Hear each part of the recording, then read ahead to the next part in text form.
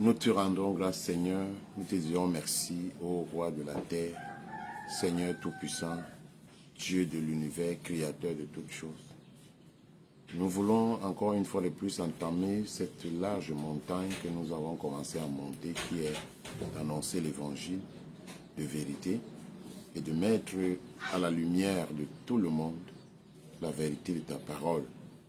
Mais nous voulons ce matin d'abord commencer par prier pour toutes les nations de la terre qui sont dans la guerre. Notre Dieu, tu nous avais prévu ces choses selon le livre de Matthieu 24. Maintenant, nous sommes en train de vivre tout ce que tu avais prédit parce que tu es Dieu et que tu connais le commencement et la fin.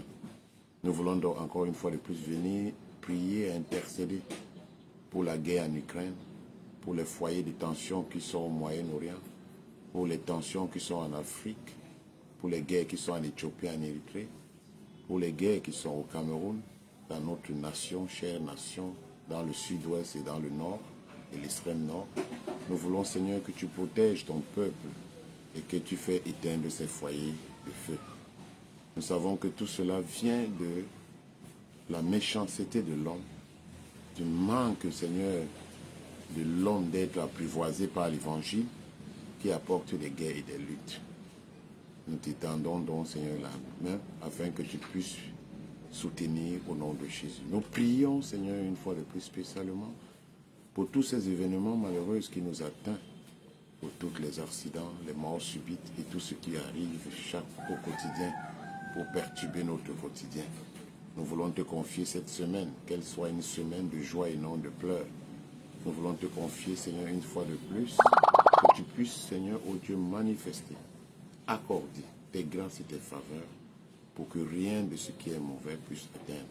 Nous prions pour l'œuvre des hommes de Dieu, des apôtres, des prophètes, des pasteurs et tous ceux qui sont sur le terrain chaque jour, en péril de leur vie pour annoncer l'évangile, les missionnaires pour apporter la vérité aux hommes, à la lumière. Nous prions aussi pour ceux qui sont faux, qui œuvrent dans le faux, de les amener dans la vérité.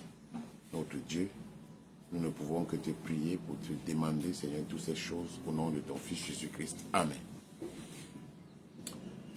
Bonjour. Nous continuons notre longue marche sur la vérité de l'Évangile. Aujourd'hui, nous parlons de Matthieu chapitre 24. Parmi les livres de la Bible, voilà le livre le plus mal compris, ou bien le livre qui ne veut pas être compris, ou bien ne veut pas être enseigné aux gens. C'est un livre comme l'Apocalypse, comme la révélation de Jean, qui nous met en garde contre la globalisation. Ça veut dire que des événements malheureux de la fin des temps. Jésus a commencé à parler après lui, puisque ça commence après lui, jusqu'à notre époque, jusqu'à la fin des temps. Matthieu 24 est une sorte d'image de ce qui doit se réaliser après la glorification du Seigneur. Jésus nous met en garde contre les faux prophètes. Jésus met en garde contre les guerres des nations. Ça veut dire les nations se livreront contre les nations. Jésus nous met en garde contre toutes les abominations qui vont se passer. Aujourd'hui, nous avons des défilés de la Gay Pride. Je ne sais pas si les gens connaissent cette organisation, la Gay Pride. Ça veut dire que l'orgueil ou bien l'honneur des PD, si on peut le dire comme ça, cet honneur des PD qui font les défilés aujourd'hui dans toutes les grandes capitales du monde. Peut-être en Afrique, ce n'est pas encore venu parce qu'au Cameroun, c'est condamné, Dieu merci. Et lorsque vous dites que vous n'êtes pas dedans, on vous appelle homophobe. Et dans la suite des temps, on va commencer même à mettre en prison les homophobes ou les tuer, ceux qui ne veulent pas accepter cela.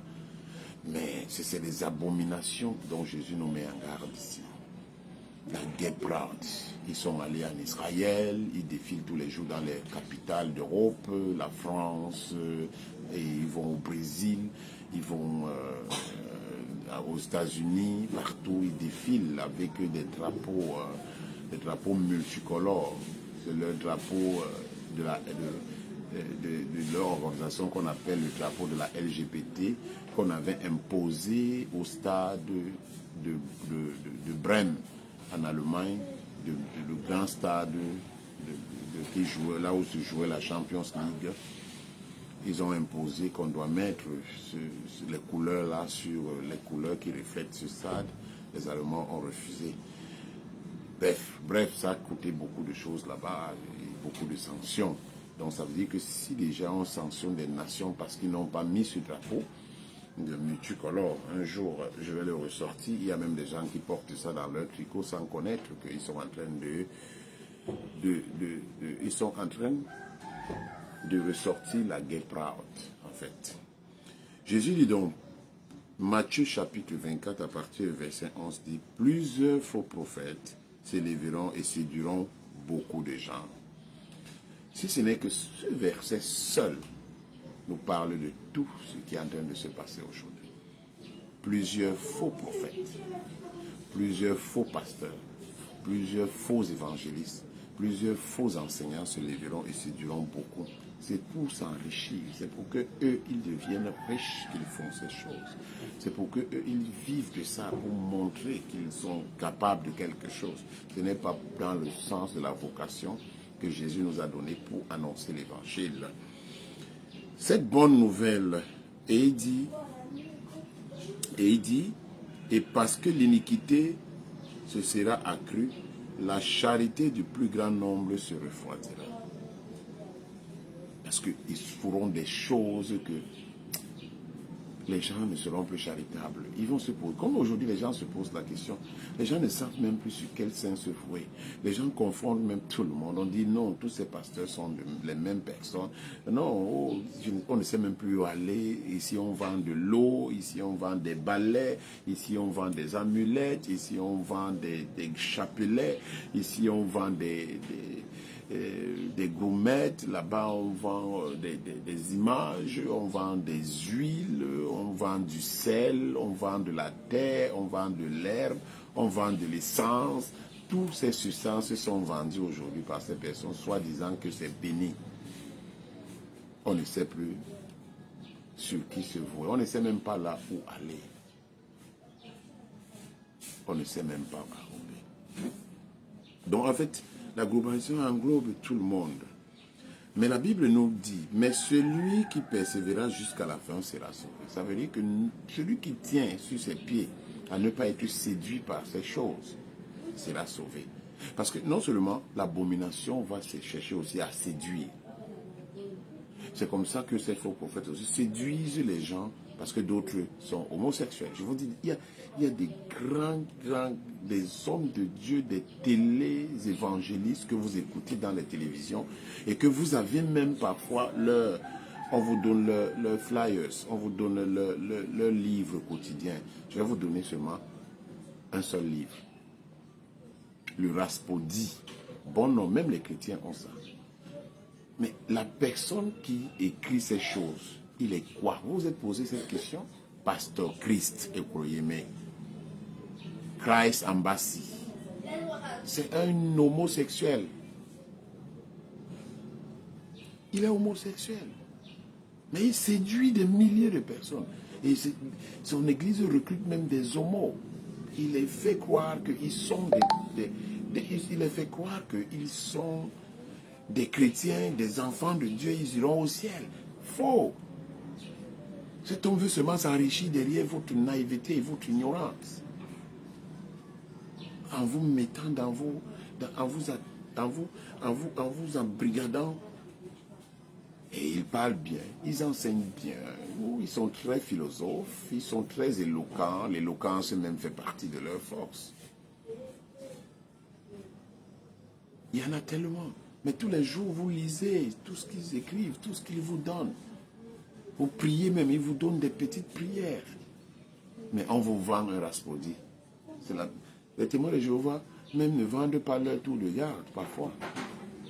Peut-être vendent ça à 100 francs, mais le Raspodi coûte 500 ou 1000 francs.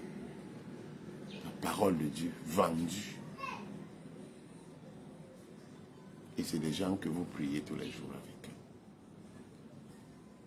Pas parce que quelqu'un a une foule qui est un vrai prophète, non. Ce n'est pas la foule qui fait l'homme de Dieu. Parce qu'il y a certaines foules qui ont d'autres choses qui sont derrière. Nous sommes sur Matthieu 21. Cette bonne nouvelle du royaume sera prêchée dans le monde entier pour servir de témoignage à toutes les nations. Alors viendra la fin. C'est pourquoi lorsque vous verrez l'abomination de la désolation dont a parlé d'abord le prophète Daniel, établi en lieu saint, que celui qui lit fasse attention. C'était en 70, la destruction du temple, où on avait égorgé un porc sur le sacrifice. Alors que ceux qui seront en Judée fuient dans les montagnes, que celui qui sera sur les toits ne descend plus et prendra ce qui est dans les maisons, et que celui qui sera dans les champs ne retourne pas en arrière pour prendre son manteau. Malheur aux femmes qui seront enceintes.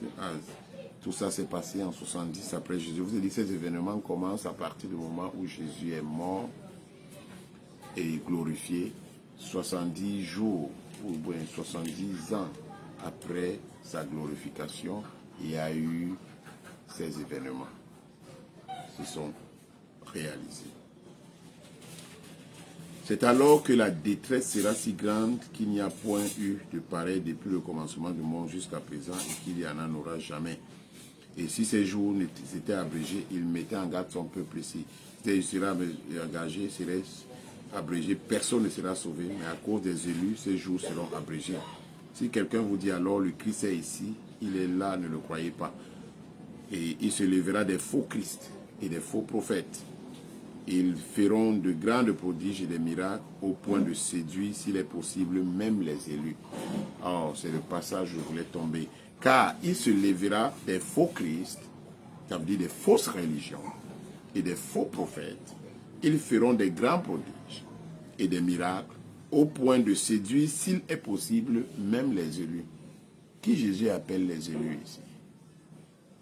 Qui Jésus appelle les élus ici? Jésus appelle les élus ici ceux qui ont réellement accepté de tout leur cœur de suivre Jésus sans compromis. Ça veut dire que ceux qui sont intègres dans leur foi, ceux dont on regarde la vie, leur vie reflète la vie de Christ. Ça veut dire on les voit pratiquer l'amour, on les voit pratiquer la tolérance, on les voit pratiquer toutes les vertus, la bonté, la bénignité, l'amour, la patience. C'est des gens que leur vie a été transformée, qu'on ne voit plus les déchets d'avant, leur vie passée d'avant. C'est des gens qui étaient des voleurs, des braqueurs, des ceci, qui ont transformé leur vie et sont devenus des bonnes personnes.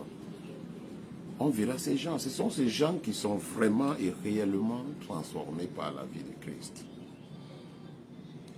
Mais aujourd'hui, nous voyons que il y a tellement de faux prophètes. Tellement de faux prophètes. Ils enseignent des choses immondes. Ils cherchent à soutirer de l'argent dans les poches des gens pour s'enrichir. On n'a pas besoin de l'Église. On n'a pas besoin de la parole de Dieu pour s'enrichir ou pour prendre de l'argent. La Bible recommande même aux hommes de Dieu de travailler, s'il est possible. Et même jusque-là, le Dieu qui t'a appelé est le bon pourvoyeur. S'il peut pourvoir à ceux qui ne croient pas en lui, parce qu'il fait pleuvoir la pluie sur les bons et sur les mauvais, combien de fois toi qui as soulevé la main de servir, il ne pourra pas te donner, il te donnera. Donc nous devons faire attention avec la globalisation. Ça veut dire que toutes ces choses sont en train de converger vers le même sens. La globalisation est en train de vouloir englober toutes les religions pour adorer Satan. La globalisation est en train d'englober toute l'économie pour donner à une seule institution de gérer tout le monde entier. Par exemple, le plus grand système aujourd'hui au monde qui influence le monde, c'est l'Union européenne. Après, les Nations Unies. Après viendra tout le reste. Dans le centre religieux, le catholicisme est en train de travailler avec le communisme. Ça veut dire que recruter certaines religions pour les réunir, le bouddhisme, l'islam, dans une même table, au nom de l'amour, entre guillemets. Et cette globalisation est en train de prendre de l'ampleur. les guerres, l'échiquier mondial. L'Ukraine, la Russie fait la guerre pour montrer qu'ils sont plus puissants que les États-Unis, l'Union européenne qui pousse l'Ukraine dans la guerre pour chercher à mater la Russie, et les États-Unis qui cherchent aussi à mettre leurs pieds, la Chine qui se soulève de l'autre côté va soutenir la Russie pour sortir de l'emprise du dollar et de la puissance financière et économique des États-Unis. Chacun est en train de se soulever, comme la Bible a dit dans Matthieu tout à l'heure, qu'une nation se soulèvera contre une nation. Tout ça est en train de se dessiner pour nous amener vers la fin. C'est pour ça que les gens qui font ce qu'on appelle la théorie de la conspiration nous met en garde que ces événements sont en train de nous signaler la fin. En fait, la fin des temps. Ceux qui étudient sur la théorie de la conspiration mondiale, de la conspiration universelle, disent que tout ce que Jésus avait prévu est en train d'arriver pour nous amener vers la fin. Ça veut dire que les nations sont en train de se soulever vers les nations. Il y aura une très grande nation qui sortira de l'eau, comme le dit dans la prophétie de Daniel. Un dragon sortira et un bélier viendra bousculer ce dragon. Il y a tellement de prophéties bibliques qui collent avec tout ce que nous arrivons aujourd'hui, qui parlent de cette globalisation. La globalisation veut mettre tout le monde. Ça veut dire qu'en Afrique, nous avons des réalités que nous avons connues. Dès que tu grandis, tu prends une femme pour épouse et puis tu dotes et tu vis. Mais la globalisation veut nous amener que non seulement pas la femme, mais tu peux prendre aussi l'homme peut prendre l'homme, la femme peut prendre la femme. Ça veut dire qu'on veut mettre tout le monde dans ce pot pour mettre de côté ce que Dieu avait prévu. La Bible dit qu'au commencement, Dieu avait créé l'homme et la femme. Et les deux ont fait une seule chair. La Bible ne dit pas que Dieu avait créé l'homme et l'homme et la femme. Et les deux ont formé une seule chair.